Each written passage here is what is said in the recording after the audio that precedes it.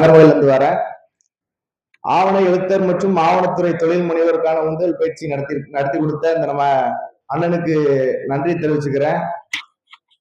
ஊர்ல இருந்து வரும்போது முந்தின நாளே ஒரு மாசத்துக்கு முன்னாடி தான் நான் இப்போ அங்க பத்திரம் எழுத்த ஆரம்பிக்கும் போது இங்க கிளாஸுக்கு வரணும்னு நினைச்சுக்கிட்டு அண்ணனுக்கு நிறைய தடவை போன் கான்டாக்ட் பண்ணேன். நான் அந்த நம்பர் இப்போ வேலை எழுதுறதுனால அட்டன் பண்ணல. அப்புறம் அங்கிருந்து எனக்கு ஒரு மெசேஜ் வந்துருந்துச்சு, இந்த மாதிரி இந்த இடத்துல நடத்துறாங்க அப்படின்ட்டு. சரி போகவா வேண்டாமான்னு யோசிச்சுக்கிட்டே இருந்தேன். திடீர்னு சனிக்கிழமை காலையில 7 மணிக்கு தான் முடிவு பண்ணி கிளம்பி வந்தேன் திடீர்னு. சரி இவன் கையில வேற பணம் கம்மியா இருந்துச்சு, ஒரு 8000 ரூபாய் ஃபீஸ் வேற கேட்காங்க, போகலாமா வேண்டாமான்னு யோசிச்சுட்டே இருந்தேன்.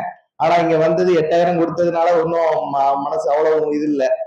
அதாவது இதுக்கு 10,000 15,000 கூட சேர்த்து கூட கொடுத்துருந்துருக்கலாம். ஏன்னா தெரியாத விஷயங்கள் நிறைய விஷயங்கள் கத்துக்கிட்டேன்.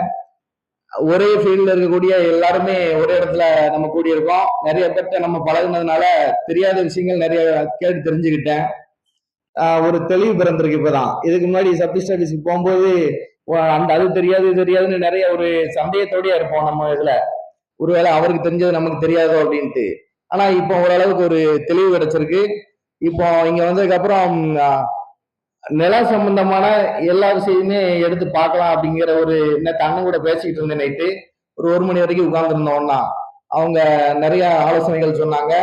நான் ஏற்கனவே வக்கீலுக்கு தான் படிச்சிருக்கேன். அப்படிங்கிறதுனால பட்டா இந்த மாதிரி மாவட்ட பதிவாளருக்கு போக வேண்டிய வேலைகள் எல்லா வேலைகளையுமே எடுத்து பார்க்கலாம் அப்படின்னு சொன்னாங்க. அதையுமே நான் செய்யலாம் இருக்கேன். இந்த நிகழ்ச்சியை நடத்தி கொடுத்ததுக்கு ரொம்ப நன்றி அண்ணா. எப்பவுமே பின்னாடி தொடருவோம்.